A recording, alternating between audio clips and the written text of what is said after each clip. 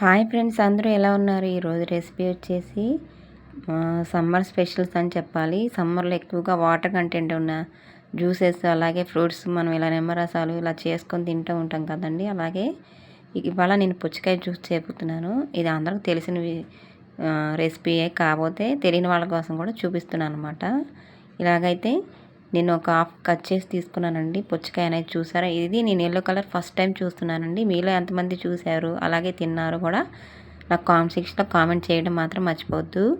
అలాగే ఇది yellow colour చాలా కలర్ఫుల్గా, అలాగే అందులో బ్లాక్ సీడ్స్ వచ్చేసరికి ఇంకా కలర్ఫుల్గా ఉందండి. అంతే కలర్ఫుల్గా ఉంది. అలాగే స్వీట్ కూడా చాలా బాగుందండి, స్వీట్గానే ఉంది ఇది. ఇలాగైతే నేను ఒక హాఫ్ కట్ చేసుకుంటున్నాను. దాన్ని సీడ్స్ ఏం తీసేయకుండా మనం ముక్కలుగా కట్ చేసేసుకుని డైరెక్ట్గా మిక్సీ జార్లో వేసి మిక్సీ పట్టేసుకోవాలి. ఇలాగైతే హాఫ్ తీసుకున్నాను. చూసారా? మీరు చూస్తున్నారా ఎలా ఉందో? చాలా కలర్ఫుల్గా ఎంత బాగుందో కదండి పుచ్చకాయ అనేది. ఇప్పుడు మా ఛానల్ కనుక కొత్తగా చూస్తున్నట్లయితే తప్పకుండా సబ్స్క్రైబ్ చేసుకొని పక్కనే ఉన్న బెల్ ఐకాన్ క్లిక్ చేస్తే నేను ఎప్పుడు వీడియోస్ పెట్టినా మీకు నోటిఫికేషన్ అనేది వస్తుందండి. మీరు అప్పుడు మీరు ఏ టైంలో ఫ్రీగా ఉంటే ఆ టైంలో చూడొచ్చు అనమాట. ఇప్పుడు అలాగే ఈ రెసిపీస్ కనుక, నేను చేసే రెసిపీస్ కనుక నచ్చినట్లయితే తప్పకుండా లైక్ చేసి, అలాగే మీ ఫ్యామిలీ మెంబర్స్కి, మీ ఫ్రెండ్స్కి షేర్ చేయటం మాత్రం మర్చిపోవద్దు. అలాగే ఇదిగోండి, ఇప్పుడు ఇలాగా చిన్న చిన్న పీసెస్గా కట్ చేసేసుకొని మనం జార్లో వేసి మిక్సీ పట్టుకోవాలి. మీరు ఇది స్వీట్ ఇలా సరిపోతుంది, మాకు చాలు సరిపోతుంది అనుకుంటే ఇలా డైరెక్ట్గా పట్టేసుకోవచ్చు. లేదు మాకు కొంచెం స్వీట్నెస్ కావాలి అనుకుంటే పంచదార కూడా వేసుకోవచ్చు. నేనైతే పంచదార కూడా వేసానండి, కాకపోతే తక్కువ వేసాను, ఎక్కువ వేయలేదు. ఇదిగోండి ఇలాగా పీసెస్గా కట్ చేసేసుకొని తినేయటమేనండి. మిక్సీ పట్టేసుకోవాలి. ఇదిగోండి జార్ ఒకటి తీసుకొని మనం కట్ చేసిన ముక్కలన్నీ సీడ్తో సహా వేసేసుకోవాలి.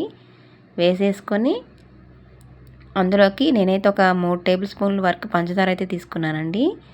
అది ఎల్లో కలర్ కదా, కొంచెం స్వీట్గానే ఉందండి. రెడ్ కలర్ దానికంటే స్వీట్గానే ఉంది. కాకపోతే నేను కొంచెం ఒక 3 టేబుల్ స్పూన్ల వరకు షుగర్ అయితే యాడ్ చేశాను. అలాగే ఒక చిన్న టీ గ్లాసు కాచి చల్లార్చిన ఫ్రిడ్జ్లో పెట్టిన పాలు పోసుకున్నానండి. ఒక టీ గ్లాస్ సరిపోతాయి.